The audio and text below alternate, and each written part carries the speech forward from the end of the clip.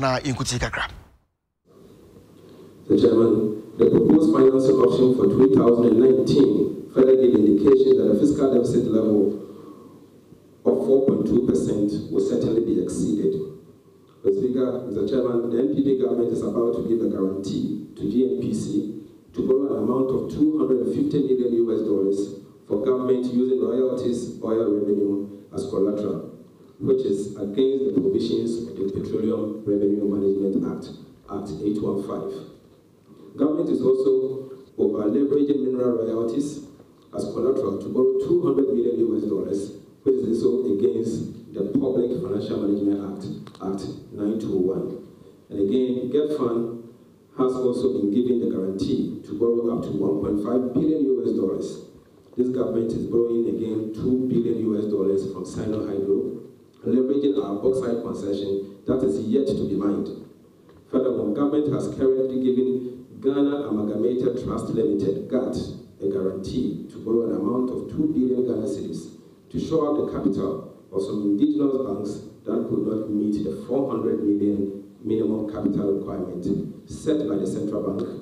Technically, this financing option cannot be treated outside the fiscal and will certainly add to the fiscal deficit, as these borrowings should be treated as transfers to these institutions and should be treated above the line in the fiscal framework. The Akufo-Addo government has not been transparent with investors regarding the recent policy announcement and financing decisions. Investors are expressing mixed feelings of heightened uncertainties, and they may leave the economy because these financing options are expected to exert further exchange rate pressures. These unrealistic fiscal projections and less than full disclosures of financing options constitute enough grounds for investors to further repatriate their capital. It is unfortunate for government to announce a contractionary fiscal policy stance and embark on the opposite, which is the expansionary fiscal policy path. The Chairman, I will now take you to what we call market and investor confidence. And the market and investor confidence, as we speak, is very low.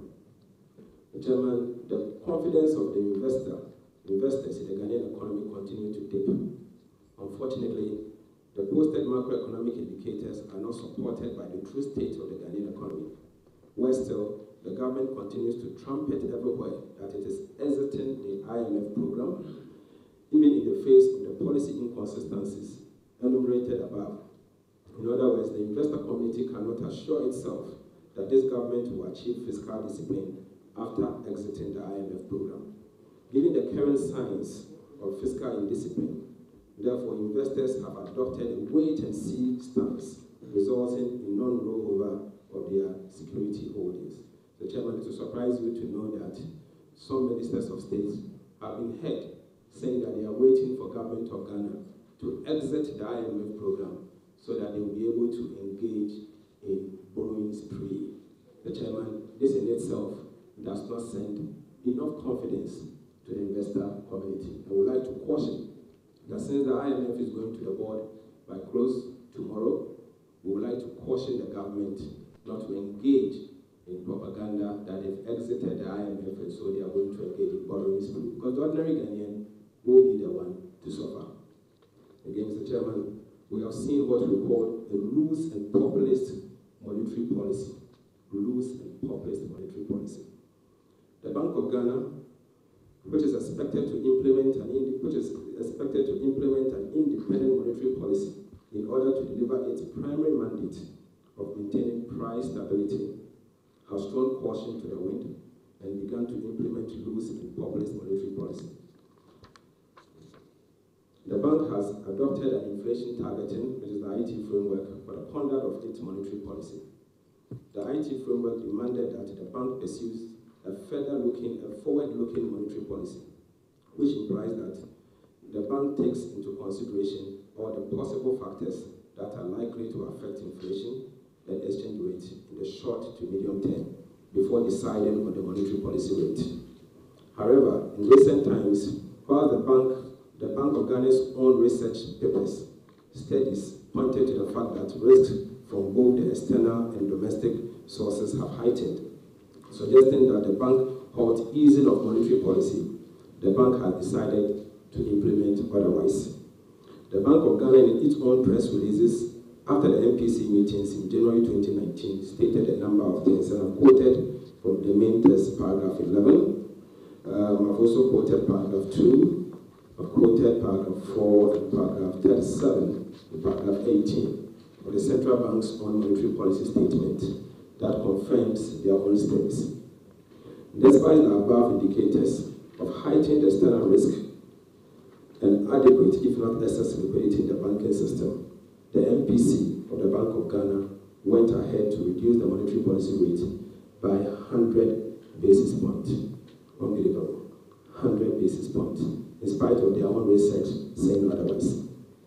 Now, I would like to pose a question to the government, in particular, our Vice President who chairs the Economic Management Team. Now, the head of Government Economic Management Team, Dr. Babumia, must provide answers to the following 5 questions. Question 1. Why would an independent central bank, with focus on price stability, decide to reduce monetary policy rates against its own research, findings that the U.S. policy normalization is strengthening the U.S. dollars and causing investors to move funds away from emerging economies, and that upward adjustment in domestic prices of petroleum products are likely to affect transport and the utility prices? That's the first question. We would like to pose another question, question number 2. We want to ask him, why would an independent central bank, with a focus on price stability, again decide to lower the policy rate in the face of dwindling net international reserves and a rising interest rate abroad? Question number 3, we want to ask, why would an independent central bank, with a focus on price stability, decide to reduce the monetary policy rate in favor of growth, which has been projected to be higher than the previous years, while the local currency is under continuous pressure? Question number 4. Why would an independent central bank, with a focus on price stability, decide to lower the policy rate in face of excess liquidity in the banking sector, emanating from the bank's increase in their minimum capital by about 100%, while the local currency is fast depreciating? And finally, we want to know, clearly, an economy cannot be externally unstable and internally stable. How can a rapid exchange rate depreciation be accompanied with a single-digit inflation rate as captured by the posted macroeconomic indicators? Indeed, the recent monetary policy easing by the Bank of Ghana is nothing more than populist approach, and is a key factor fueling the recent exchange rate depreciation.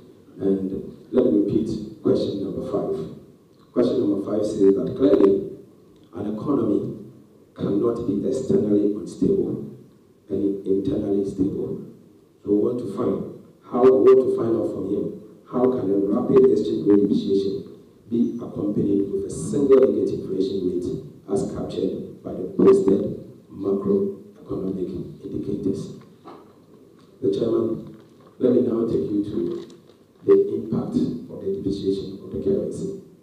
Oftentimes, the ordinary Ghanaian will not know what the cedi depreciation means to their pocket or their well-being. So we would like to take them to what this will do to them. The rate of the depreciation of the currency has attracted serious public discourse and generated discontent in the business and investor communities. It is only proper that we bring to the notice of the good people of this country that the issues surrounding the recent depreciation of the cedi and its impact on the economy. The subsequent sections discuss the cause of the cedi depreciation and its impact on growth, inflation, the public debt, and its overall implication on the fiscal balance. And I'll take you to the impact on our growth, GDP growth. It is very sad that the usually outspoken Vice President has gone into silence, self-imposed exile on economic matters, perhaps following the massive public backlash he has received, which has made him the butt of all jokes in both traditional and social media. His misleading claims about the economy whilst in opposition and the propaganda-laden lectures organized to convey the impression of some exceptional knowledge about economic management on his part have combined to expose him to public ridicule in the wake of disastrous fall in our currency, the cedi, the value. His now famous quote, when the fundamentals are weak, the exchange rate will expose you, has become the very benchmark against which performance of the Akufo-Addo government is being assessed and he has been found wanting. The fast depreciation of the cedi is an indication that the fundamentals of the Ghanaian economy are not just weak, but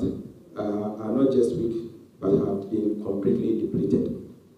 The real sector is expected to suffer the consequences of the depreciation of the cedi. Things have fallen apart, and therefore the projected real GDP growth of 8.8%, of which 6.0% was expected to come from the real sector or the non-real sector for 2019, can never be achieved or cannot be achieved. The depreciation of the cedi is expected to increase the cost of doing business. Domestic businesses that rely on import of raw materials will be compelled to pay more in cedi terms for their raw materials. This will push up the cost of production, make domestic businesses less competitive, and will eventually push them out of business. It is not surprising that the several businesses are collapsing in the wake of the weak performance of our currency, the cedi. Businesses are experiencing a harsh financial situation. The overall growth assumption must be revised downwards because the expected weak sectoral growth rate cannot be supported by the overall GDP growth. Again, the investor confidence is gradually weakening as uncertainty has increased, and this is affecting the real sector. At the end of the year 2016, investors bought the US dollar at an interbank rate of 3.9 per dollar. Today, the same investors are compelled to buy the dollar at an interbank rate of 5.6 cedis per dollar. The depreciation of the cedi has overburdened investors with unexpected costs, and their cedi cannot purchase as much as before the external market. This has reduced their capacity to expand their businesses. For example, in the coming days, bakers and other flour users in Kumasi have served notice to stage a demonstration in Kumasi to register their displeasure about the depreciation of the cedi and how it has affected their businesses because they are left with no option than to increase their prices, which is hurting demand for their product. Already, a recent think tank survey of business sentiment across the country suggests that businesses are suffocating from the impact of the new VAT structure, the luxury vehicle tax, exchange rate losses, non-payment of contractors' arrests, and the uncoordinated government policies. Chairman, the depreciation of the cedi also has an impact on our public debt. More so, the depreciation of the cedi is expected to add up to the public debt records recorded in cedis due to the increase in the cost of debt service on the dollar-denominated debt. Making reference to the 2019 budget, the fiscal and the financial estimates were made using a projected cedi-dollar exchange rate of 4.8. In fact, you will notice if you take the budget statement carefully and you look at the numbers, the cedi, the exchange rate they use is 4.8. Currently, the cedi-dollar exchange rate quoted is 5.6 per dollar. The implication is that all government loans that were expected to be serviced at the projected exchange rate of 4.8 have suddenly become more expensive. The stock of total debt has gone up significantly at a current cedi-dollar exchange rate of 5.65. In November 2018, the stock of total external debt, as reported by the Central Bank, the Bank of Ghana, was $18 billion. At a net exchange rate of 4.8 per dollar, the total external debt in local currency was $86.4 billion cedis. Even if the government has not added anything to the stock of external debt over the last 3 months, which we all know it is not possible, the $18 billion of external debt recorded in November 2018 will be translated in current exchange rate into 101.3 billion cedis. This means that without considering new borrowings by government, the depreciation alone has added to the public debt an amount of 15.3 billion Ghana cedis, only on external debt. Only on external debt. In the year 2016, the NPP was castigating the then John Mahama's government and accusing it of going on a borrowing spree. They claimed that it was a lazy man's approach to solving infrastructure needs of the country. They said we had adequate resources within the country, Ghana, to harness our development projects. But what do we see now? At the end of December 2016, total public debt was 122.3 billion. In November 2018, it stood at 172.9 billion cedis. When the government bonds of 13.6 billion was issued to clean the banking sector, and the new additions of 15.3 billion, which has come about as a result of the depreciation of the city. In today's terms, our total public debt is 201.8 billion Ghana cedis. 201.8 billion Ghana cedis. This means that in barely 2 years, the NPP government has added about 80 billion Ghana cedis to our public debt. 80 billion in 2 years. Ladies and gentlemen, the public debt will go up when the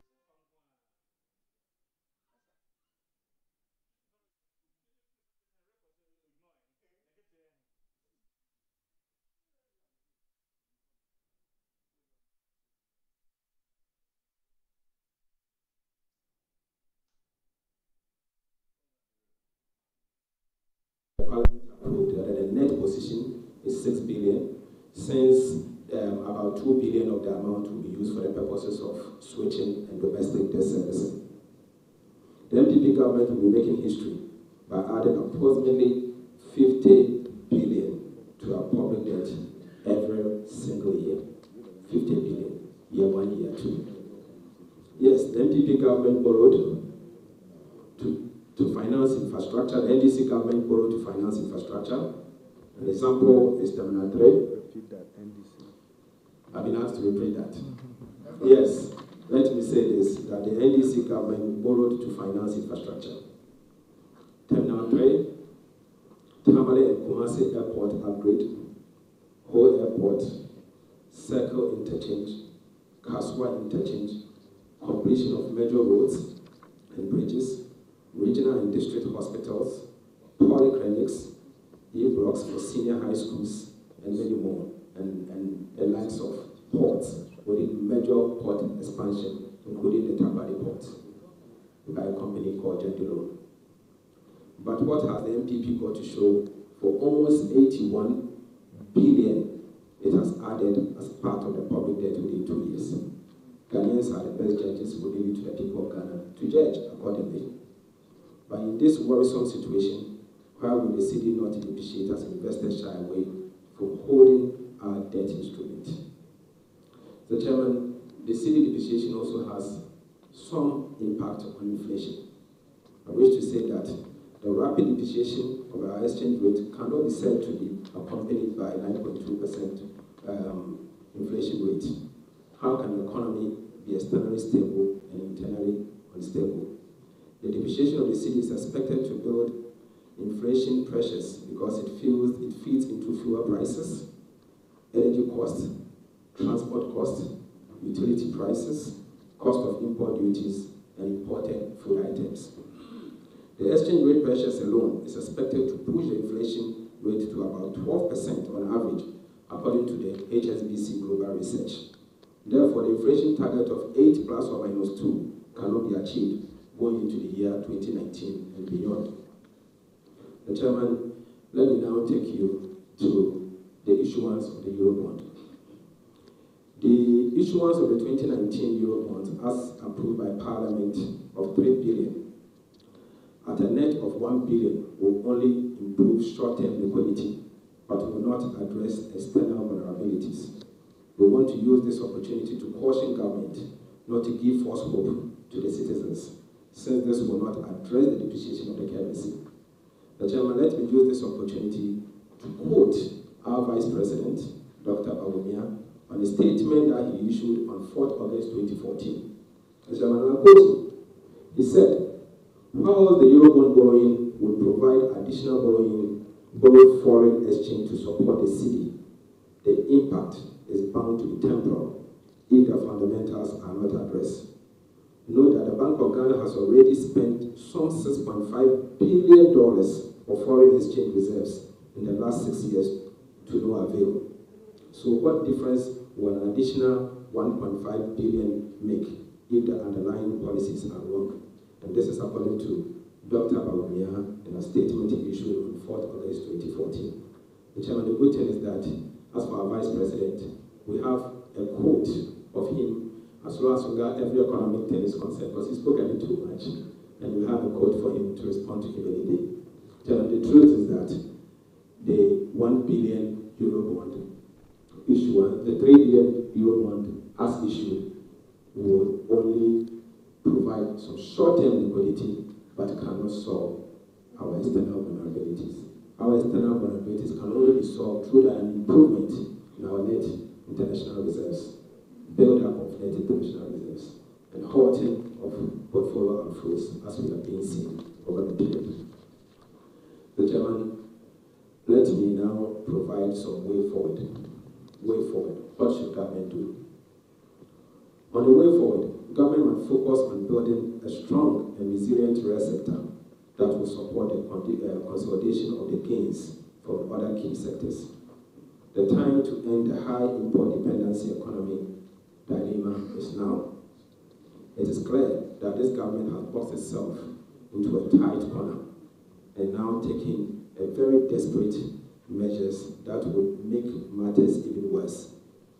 As it proceeds to simply borrow more to purportedly supply liquidity to the forex market, we must remember that Ghana is already the most vulnerable among its peers. And if I say its peers, I'm making reference to emerging and frontier market, to our external sentiment, given its high level of non-resident foreign holdings of its bonds. The recent example of Argentina is obviously there for us to make reference, and we should be made aware and be cautious of. Chairman, as part of the recently announced measures to streamline trading in the forex market, the Bank of Ghana, or the central bank, also announced the so-called Ghana Cedi reference rate, purportedly to guide exchange rate determination. However, this is clearly a desperate measure that amounts to introducing a soft peg regime in the midst of declining net international reserves, with a large stock of short-term external liabilities. We strongly urge government to avoid all such desperate measures, rather than surprising the market and racing to the bottom. Government must instead signal policy credibility. There must be fully transparent in engagement with the market and investors, and the macroeconomic numbers indicated must represent reality as far as the Ghanaian current economic conditions are concerned. To conclude, in the run-up to 2016 elections, President Akufo-Addo said the current depreciation of the Ghana cedi against the US dollar is because of bad leadership. We should not be there where we are today to buy the dollar at 3.72 pesos. This is according to His Excellency the President in the year 2016. Vote for change. Vote now. For those are the words of the President in May 2016. We are making an appeal to His Excellency the President to demonstrate good leadership, as he portrays in the year 2016. Else Ghanaians will have no choice than to vote him out in the year 2020. In conclusion, ladies and gentlemen, we have shown clearly with the issues discussed above that the current worsening economic conditions are self-inflicted. They stem from gross mismanagement and poor policy choices by His Excellency President Akufo-Addo's government, which economic management team is led by our Vice President. The rapid decline to the value of the cedi has thrown the economy in disarray, and the projections surrounding it as contained in the 2019 budget. This has therefore undermined the confidence in the economy and sent the wrong signals to the investor community. This calls for urgent steps to be taken by government to restore the economic health. The starting point is that we should be immediately presented a new budget which considers all the distortions and serious problems occasioned by the fall of the value of the cedi.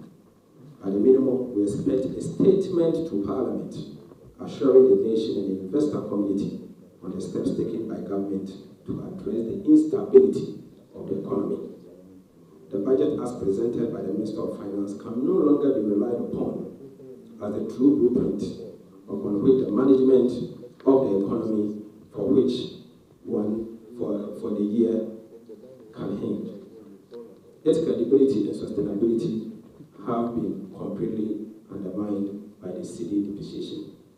We say that this new budget, or the statement that we are requesting that it should present before Parliament, must announce bold and permanent steps to address the cedi, not the propaganda IGP approach. We expect that we should announce the budget, or the new statement should also announce reliefs to the business community and the Ghanaians as a whole. We propose the scrapping of the special import levy. The exchange rate depreciation has compounded the woes of importers whose duty payments have shot up astronomically. This has led to steep rises in the prices of goods and services, and has imposed further hardship on the ordinary Ghanaian. Finally, Mr. Chairman, President Akufo-Addo and his economic team, led by the Vice President, must concede that they have failed and have been unable to live up to the lofty rhetorics rolled out during the 2016 campaign. Mr. Chairman, thank you very much.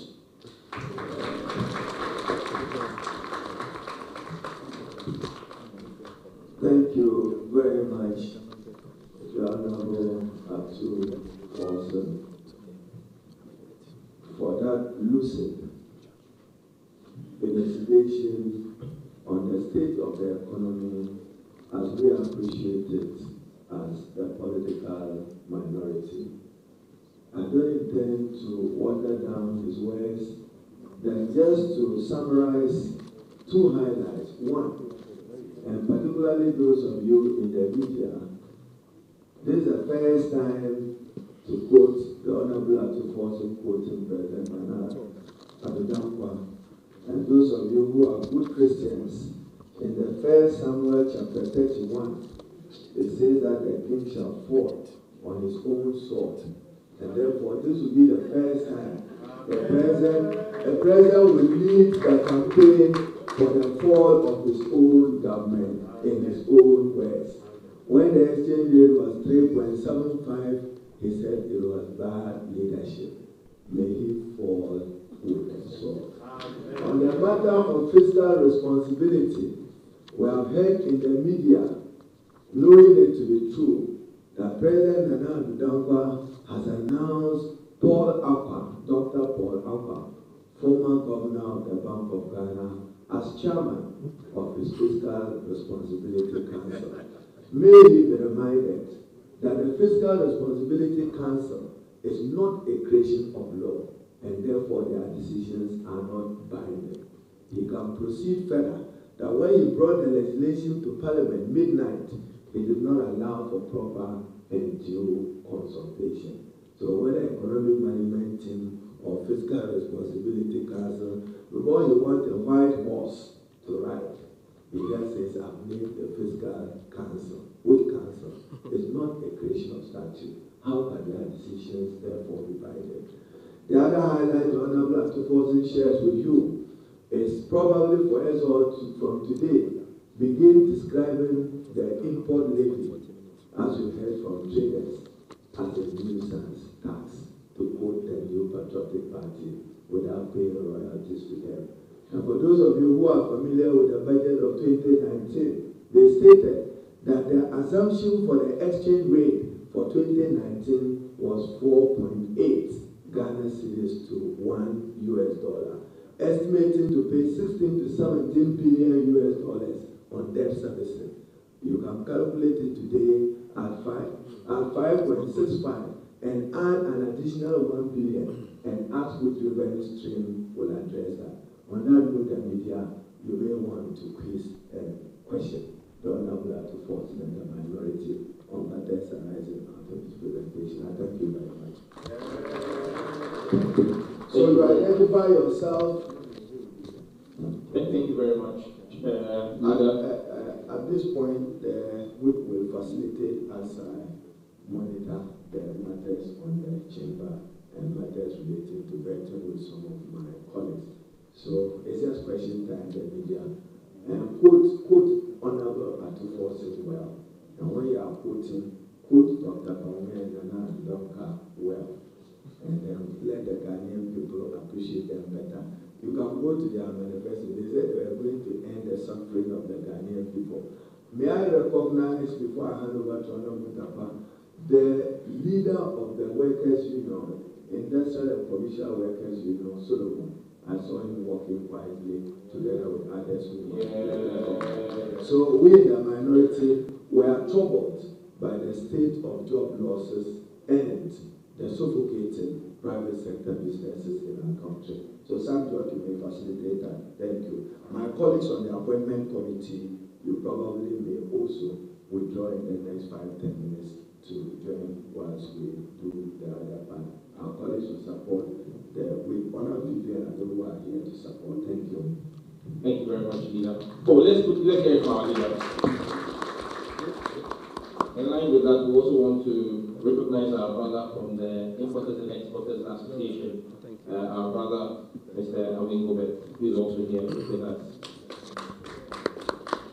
Oh, please clap for him. They are the ones who are suffering the brunt of the import duties as importers and exporters. We would like to also acknowledge Joy News TV, UTV, TV3, Metro TV, Radio XYZ, and Radio Gold, who are carrying this engagement live on their platforms. You can also follow us on the NBC Communication Bureau handles on Twitter, Facebook, and Instagram.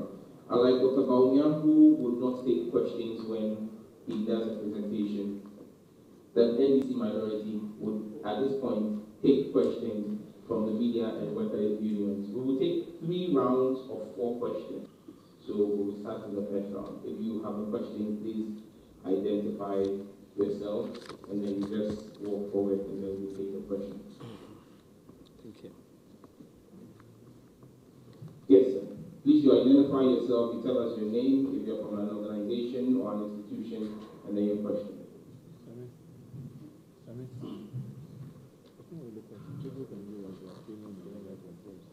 Good morning.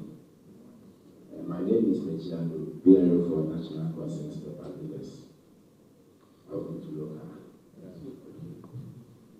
Mr. Unauthorized, 2016, here for Tuaba, and 24. And 24, step us for. There can simply be a buying community. 1 year. And I got to a man and never family about me. Or can simply be a boom so. Monty many man. And then, Mahama was who could eat 40 feet, 20 feet of container, shops and over. I'll talk about the 12,000. Now, I will say, when you put it here, and over here, 18,000 to 19,000. Why so? Because who can 2014 say, oh, newspaper. The managers not manage a economy. Open poor. And no catch they say, 2019, you catch they say, here for your politics. Now, I am from both and I say for both. Because if you politicians, you know, now look at me, I'm a very before, I'm a fine and I'm a abroad. Now, of course, I will be about Los tax levy. 2 weeks ago, you got demonstration. concern for the drivers in the boy and cardinals. Yes, so many so moment so 1 cent because all the policy ban is all consortium. Near more, yet show guidelines one program here. Mr. Force, 2020, then you may have madam, no more by being then I may have before. There can some bits and as a booty because and I'm not be and I got for because booty and I move on one man. Thank you very much. Basically, in English, all he said is that he's the PRO of the Concerned Spare Parts Traders Association, and that in 2016 they complained to the erstwhile NDC administration about some of the challenges that they were facing. They didn't get the kind of response they wanted from that administration, and the Akufo-Addo candidate at the time made them several promises which they believed. He gave an example of how a 20-footer container of shock absorbers under the erstwhile NDC administration would cost 12,000 Ghana cedis to clear. Today, after Dr. Bawumia and Nana Akufo-Addo, His Excellency, say they have taken on special duties and import duties, is costing 18 to 19,000. I mean, that's Bawumianomics. But basically, that is their challenge. He's blaming the NDC for being part of the reason why they've been saddled with the killer Nana Akufo-Addo administration. He's asking that if in 2020 the NDC comes back to power, what steps will the NDC and an NDC government take to work on the killer duties that the importers are facing on? Again, he touched on the special import duties, which are for the luxury car, and asking what the NDC will do. He says their position is not a reduction, their position is a scrapping of the duty. So Akufo will take those questions. But we'll take a second question. And they said there will be a listening government, but they are not listening to anybody, they are not consulting the stakeholders. And please let me just state clearly that it's not just questions. You're also allowed to, if you are an industry player, you're allowed to come here and come and share your comments about how business is faring under this administration. Thank you. Good morning. I'm your friend, Community, Chairman National Concerned Spare Parts Association. Pacho, me, co-counsel of family and to spare parts. Now, dollars, a idea, a high degree. 2012, Dr. Bawumia, we are not go to. Or say, if the fundamentals are weaker, the exchange rate will expose you. And now, young marketplace, or say, can be economy, open economy. It's young before any determine a market prices. The person will say, depending on every dollar. Apart, you will say, 3.9, and a black market 4.27. Name said the cost of a she is a one. And then you go to a single year, if you get a Tabonia, a $1. Obisa, His Excellency, purpose of this after 170 questions. I'm a pay 9 to me in Yahoo. And what me one offer job and another friend. I'm a funny practice. Dr. Bawumia, the first 100 days in government, our power, or say what you don't have to fiancé, and it was on concert with the nine, and the clean arm IG for that. The woman be a dollar and fire and Ghanaian. I'm not in the bread. Mr. Second question. Honorable Minister, and to Rosie, all Kassan, one can be a facility anymore. Now, yea, a very phone, maybe in our tomb, a dear high, a best ever time. City and a queer be now, Sika, a book of photo, a facility anymore, a hard ring, and the person can be facility and a child when I say. Thank you very much. That's the president of the Concerned Spare Parts Traders. Again, just to quickly we'll come to you, relax, there's enough time. He's raising the issue about the CTN, the cargo tracking number. They'd like to know what is the NDC's alternative to that. He also quoted extensively Dr. Bawumia on how if the fundamentals are weak, the exchange rate will expose you, and how an exchange rate of 3.9 cedis has now become 5.65, 5.7, and is asking what exactly we would do to support their businesses. Before I go to the topic, I'm going to take, and he also spoke about the questions to Dr. Parkwesi, Parkwesi's answer, which he did not answer. Well, we have not given him 170 questions, we've just given him 5 questions. So at this point, Dr. Baumia, if you're back from India, start work. Answer all questions. Mr. Wilgobert.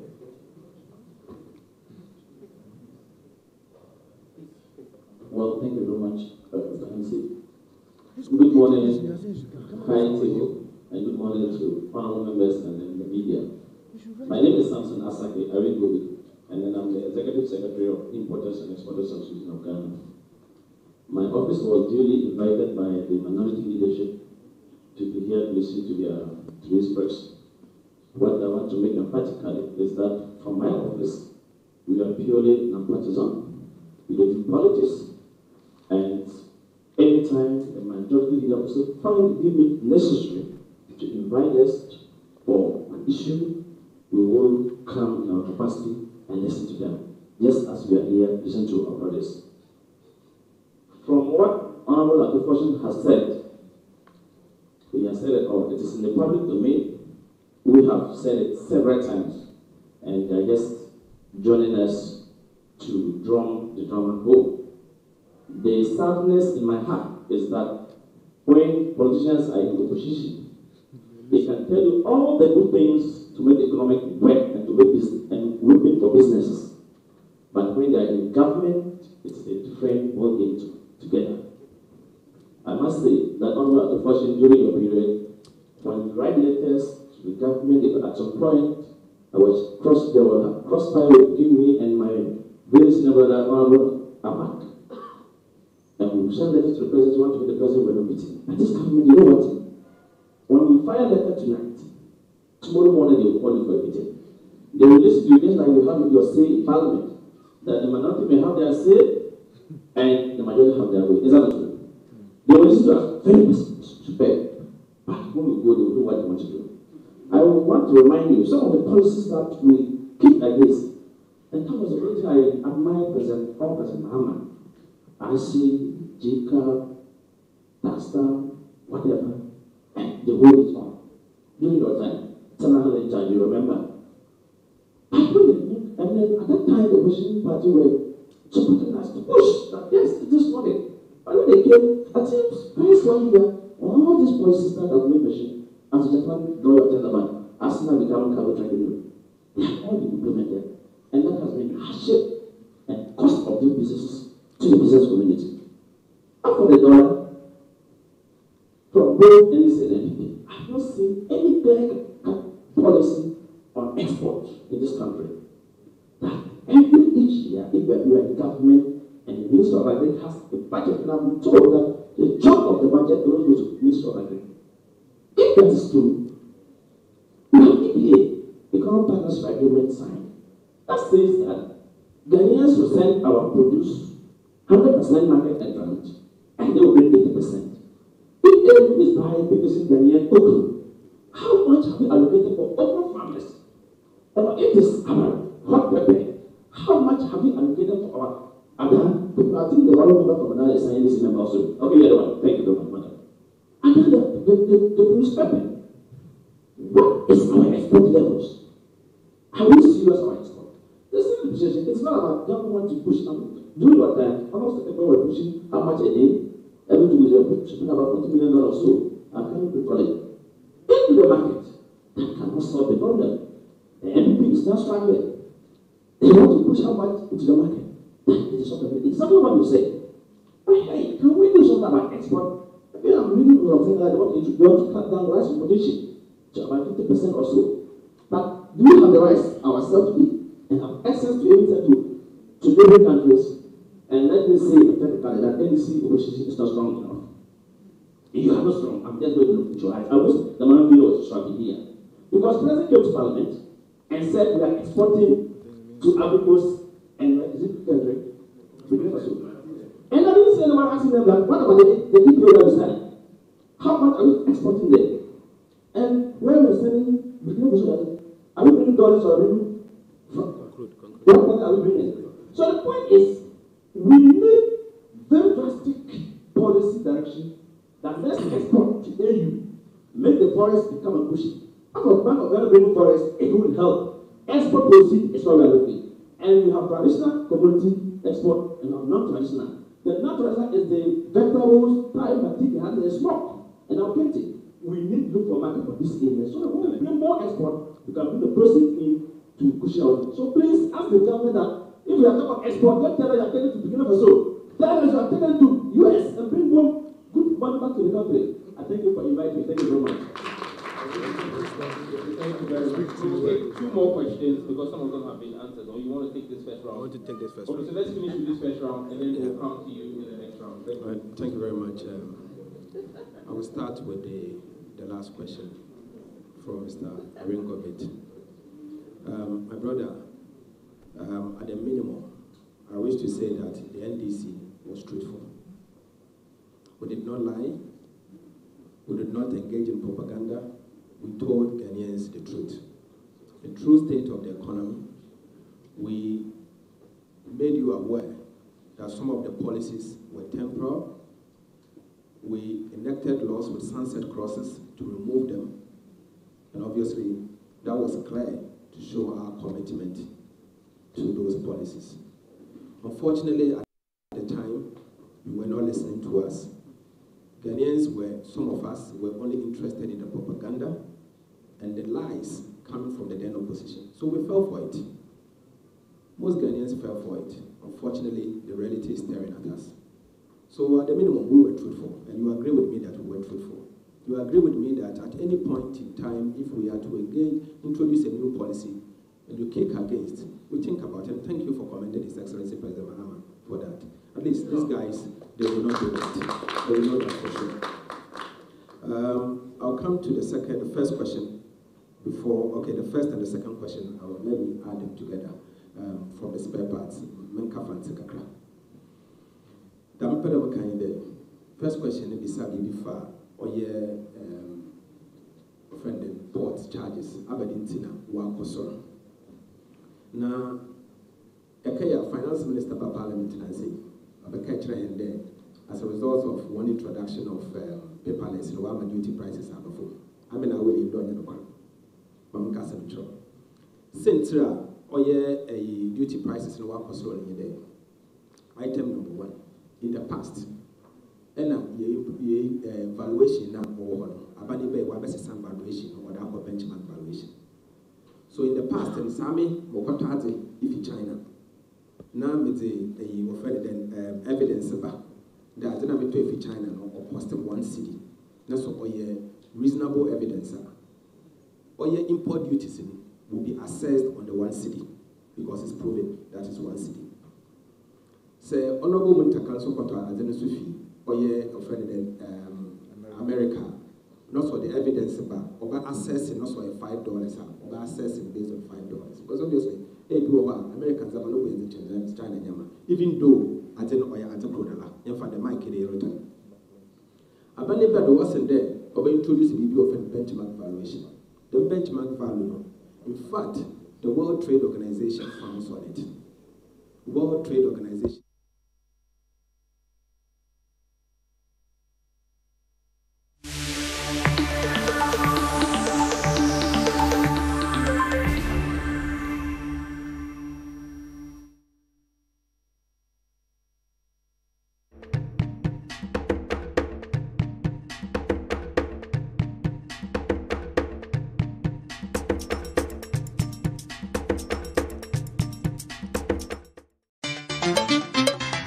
Wow.